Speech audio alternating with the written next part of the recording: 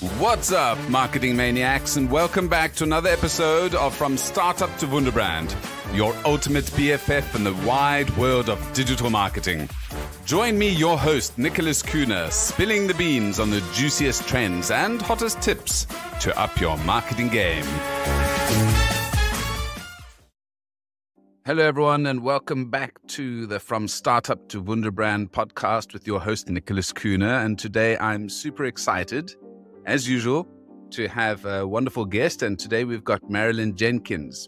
And Marilyn is a specialist in a field that I particularly love, which is the Google business profile. So we're going to talk a bit about that today. But let's just go into a tiny bit of background about Marilyn. So she's the founder of MJ Media Group and the Law Marketing Zone, and has worked for, I won't say how many years, but quite a few years in marketing. So she's got some good years behind her in terms of marketing. And expertise is in leveraging paid advertising and SEO, especially for optimizing Google business profiles. But the reason we've got her here today, she's got a fantastic new book for those of you hoping or trying to figure out, how do you get your business to rank? How do you get people to call? How do you get people to find out about your business without having to break the bank with SEO and all sorts of other funny business? So, Marilyn, what a treat to have you with us today.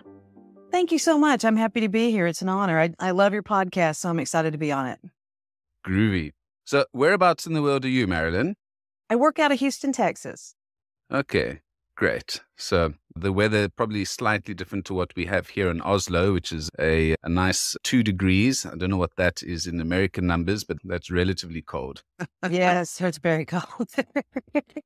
So let's get down to, I want to find out a little bit about you first. And when you were growing up, did you think that you were going to be an author? And did you think that you were going to be a specialist in SEO and Google, basically? Well, no. I've always been very technically inclined. I would say a geek as a kid. But yeah, I knew I'd always be involved in technology. So yeah, but being able to help people with their technology in a marketing sense really plays to my strength. So, but being a published author, no, that's a new one as well. But I just felt like it had to be put out there for people. So let's talk about why you felt this was so important that you actually had to write a book, because you've joined one of a very elite circle of people who've written marketing books and, particularly books on Google. So what was the main reason that spurred you on to write this book? Well, like you said, I focus on paid ads for helping businesses grow because it's a faster ROI than SEO. And SEO, being search engine optimization, takes a long time. And I've found that a lot of people that come to me that need help with their marketing are not yet in the position of doing paid ads, but they also don't realize the value of their Google business profile and how much it can help you in the local searches. I mean, it used to be Google My Business and it had very few features to it. And people just got used to storing their reviews there, but nothing else. So that's really been, it's a game changer when they rebranded the Google business profile. It added so many features to it. And then recently Google announced that they're canceling all the websites on Google, but that was on Google One, which used to be their try at being a social media platform that failed miserably, but people built websites on it anyway. So now there's a confusion of, well, aren't they canceling my Google business profile?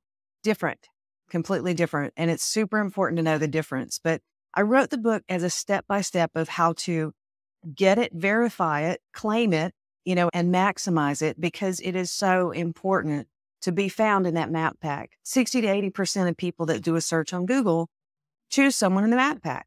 If you're not the top 3, you're not getting that business. I mean, I can say for myself that if you're not on that first third of the page, if you don't show up, especially on mobile, where I don't know anyone who's ever gone to the second page on a mobile browser for Google. You typically go for the first ones. Obviously, in the past, we used to joke about, if you want to hide something, you put it on Google Plus, which was, as you mentioned, their previous attempt at social media. Exactly. But let's just break down again why the Google business profile is useful and what type of businesses should use a Google business profile. Is it for just for pizzerias, or is this also for businesses and folks who have got a service business? Anyone with a physical address. Absolutely, that's the most important. If you have a physical address and you don't want to publish it, you still need it. You're not going to get the valuable ranking as much or as much weight in the rankings if you don't publish your address. Think of it as, I'm not sure if you have in Norway, the yellow pages was our big thing in the States, right? Every business had at least a little listing and you paid more to get a bigger listing, right? So it's almost like Google globally took a yellow pages type thing and imported it in and made everybody that was a business a Google business profile. So you can do a new one, that sort of thing. So what you would do is you go to Google and you type in your business name and see if it comes up and claim it. So Google proves that you're a person by mailing, or a real business by mailing a postcard, or there's other verification methods to prove that's you. Now, the flip side of that is your competition could claim it if you don't. So now you've given them a leg up on you, right? So what you want to do is they are looking at the people that put as much information as possible. They build it out, whether say your address, the building has a name. That's even an additional line on your address. So choose the category, fill it out completely, and then once or twice a week, go in and add something to it. Add a photo, add a question and answer, add a video, or, respond to a review. Any of those things to show Google you're engaging. So as you're engaging, you could possibly rank higher than someone with more reviews in that map pack if you are engaging and your competition isn't. Yeah. What I've noticed with a lot of social media is that people will start up an Instagram account, a Facebook account, a LinkedIn account, and a Google business profile, but won't update it, or maybe they're updated once a year, etc. I think if you're going to have a social media channel open, you've got to keep it regular and you've got to keep it up to date, exactly as you've mentioned. And I've seen a lot of folks, they set up their Google business profile and then they just leave it. How important, again, just to reiterate, is it to make sure that you are updating your profile? And what kind of things can you add on this profile now? Because I understand there are a couple of new aspects to it that they've recently added. There are things like blog posts, and it's called Google Business Profile Posts. So one of the things that we do for our clients that we handle this for is we put a human written article once a week up there. And it talks more about, the cities that you're in and this sort of thing. And because anything within 10 to 15 miles, Google finds you relevant. But yeah, if you just fill it out and you never do anything else, you're not going to get the extra juice as it is with when it comes to those rankings. When someone searches and your suggestion was pizzeria, Oslo, and, obviously Oslo is a big city, they're going to look at closer by you and that will show up. But if you and the pizzeria down the street, they've been doing a lot more updates, they're going to come before you, even if you have more reviews, because they're more engaged, right? And so you can add photos, you can add videos, but questions and answers are also one of the biggest things that you can do. So we all have, say, the standard 5 questions that every customer asks about your service, right? So once a week, add that question and an answer. Now, next week, add another one. Add videos. It's just like having your own, if you will, social media site that has the equivalent of a website, but it has so much more power. I would rather spend time and effort on my Google business profile than on a Facebook page, to be honest, if I was in a service business, because if people are, I suppose it depends where on the customer journey they are, if it's just about awareness or if they're ready to buy. So if they're ready to buy, you better have everything on that page. Your telephone number should be up to date. Your address should be correct. Your latest specials and offers, etc., should be exactly up to date. Exactly. There's products and services. Update those as they come in seasonally, if that's a thing. Your hours of operation, always make sure that's up to date. I had a client that was like, our sales have dropped on Tuesdays. There's just nothing going on. We don't understand what the problem is. Well, for some reason, one of their techs went in and said they were closed on Tuesday. So anyone searching for them on Tuesday, they just didn't go because it says you're closed. It's like, but we're not closed on Tuesday. So as soon as they fixed that, in the next week, the foot traffic came back. So it's really quite important to make sure your data is up to date, and especially if you're in a region that has like a month or two of holidays. Keep your hours up to date because during holiday times, people are still shopping. You talk about keeping your data up to date. I've seen challenges sometimes where folks have different information on their website and different information on their business, their Google business profile. With you doing this professionally, how do you integrate the SEO on your website or the schema on your website with your business, your Google business profile? They have to be identical. So it's like when we talk about citations are merely what we used to call old school backlinks, only they're more important because they're from better places. It's not just any old blog out there that you're putting a backlink on, which used to be everybody sold links on their blog, right? Now these are links to directories, business directories. So Google pulls from those to get weight in a score. So you want to make sure your name, address, and phone number, we call that the NAP, is exactly the same everywhere you list it. And having it on your phone, on your website should be, your website's connected to your Google business profile. Those should be identical. And I mean, if you spell the word sweet out in your address, it needs to be spelled out everywhere. If you make it STE, it needs to be STE everywhere. They need to be identical. Google, remember, everything they're doing, the algorithm is electronic. They don't have someone sitting here going, oh, it says sweet, and that means STE, so those are the same. Data is data. Yeah. I think this is where getting the professionals involved is quite useful as well. Because, I mean, these things, it's relatively simple to set it up, but the maintenance and making sure that you get these little nuances is obviously where folks like yourself come in. Now, there are three cool aspects to this book that you have written. One is it's talking about how to claim, number one, your Google business profile. Secondly, it goes into optimizing your Google business profile and then maximizing. And I'm going to leave that claiming side because that's something folks can look at themselves or read in the book. The optimizing is obviously the important thing. Let's talk about, you've done all the basics right. You've claimed your profile. What are some maximizing tips and tricks that you could potentially highlight for us?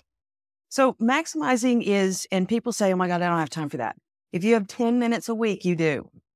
While you're at work, especially if you have, say again, the pizzeria and you've got a delivery scooter, or you've got, you're a plumbing or anything, you've got a truck or a sign out front or anything that you produce a product, take pictures of it. Once a week, upload a photo. Right? If you've got a new menu item, if you're a bakery and you just did a birthday cake, take a picture of it, put it up as a product or a service. Find something you can do once a week. And also the big thing that a lot of people don't do is respond professionally to every review, good or bad.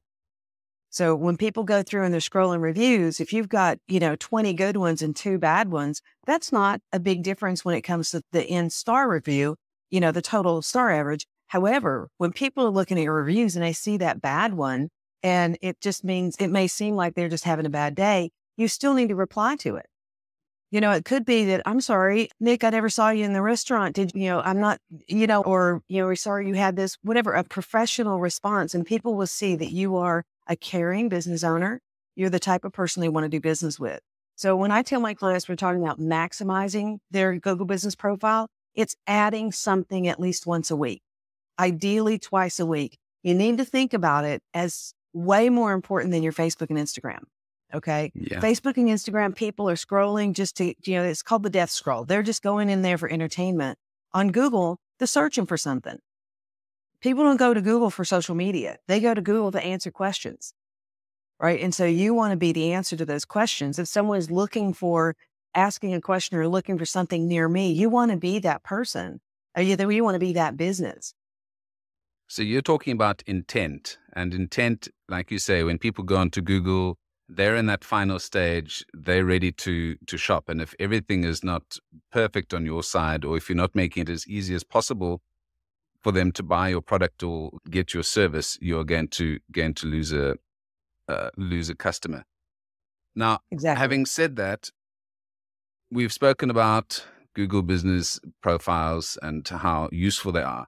Can you give me an example, perhaps, of a client or two of yours who perhaps didn't have a profile or weren't doing some of these tips that you're doing, and the difference it made once they actually followed through with some of the guidelines from your book or your service? Absolutely. I had a client in Florida that she reached out to me and she's like, my phone's literally stopped ringing 2 weeks ago. And she goes, I was busy. My phone was always ringing and I don't know what happened. So we started digging in. Okay. She had a website update, but not a Google Business Profile update to match that data. So we looked line by line. Okay, this is what's different. Updated that. And within 48 hours, her phones were ringing again. It's that important. When there's a disconnect between the most important is like the phone number you have listed on your Google Business Profile and what you have on your website, any of those types of things, something changed, made a problem. And as soon as we got those two connected again, they were exactly the same on the Google Business Profile. She started getting calls again. It's basically leaving cash money on the table if you don't put your details up. Now, I was thinking, oh goodness, my video is not working, but I realize it's the screen behind me. I've been stressing myself out thinking, can you see me? So I saw it going and I'm like, I'm not sure what that is. It's the spinning wheel of death. So what I'm going to do is I'm going to switch this bad boy off quickly because that is bothering me. I'm sure it is. Oh dear. Okay. If you don't have your Google Business Profile up, you're leaving money on the table, basically. So right. I think that's a very important aspect. It's super simple to set up, but your book is going to take folks through step by step how to do it. Not a dummy's guide, but basically a dummy's guide in terms of how to set up the Google Business Profile, some of the tips and tricks, and a couple of interesting additional tips that folks might not necessarily know about the Google Business Profile. I hear you've got something special for our listeners, though, as well. I do. So, like I said, the book is at maximizeyourgbp.com. And for your listeners, I have a special coupon and they get the book for only $5 today. And the coupon code is the number 5 startup. So they can get the book for $5 and get started. So I'm going to put that in the description. And all the links will be there for folks to go and listen to that. Now, before I let you go, what is something folks might be interested to know about you that is not widely known or was not on your Google Business Profile? Oh my gosh. I love traveling. I love to travel. I've done quite a bit of traveling. I've yet to get to Norway, but I do love to travel. I worked with a lot of different types of businesses, and I really enjoy helping people build their business and getting to the point where their business is just their dream. Awesome. Is there anything I've left out about Google Business Profiles that we should leave with our customers before we end off? The most important thing that I repeat over and over is if you have not claimed it, you must do that now, even if you do nothing more to it, because your competition can claim it and take it over. So it's super important. Yeah, especially in the competitive fields that a lot of the businesses are in, like hairdressers, pizzerias, any service-based business. Get your Google Business Profile. Make sure all of those details are up and running, and make sure that you update the page once a week.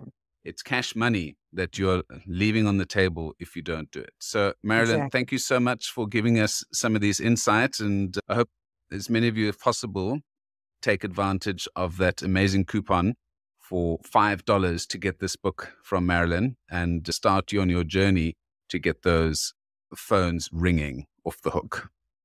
Thank you so much, Nicholas. I appreciate your time. It's been a lot of fun. Great. I was just thinking, off the hook, that's for the younger listeners. You don't have hooks on your phone. Basically, it just means that your phone is going to be ringing and vibrating a lot in your pocket. So I thought I may as well put that out there. Thanks, Marilyn. Thank you. Now, before we wrap up, don't forget to show some love for From Startup to Wunderbrand by subscribing on your favorite podcast platform. If you'd like to help us grow, tell your friends, share on social media, and leave us a review. For those of you who want to dive a little bit deeper into the topic, join me on Twitter at Nick Kuhne. Let's connect and chat about all things branding and digital. Until next time,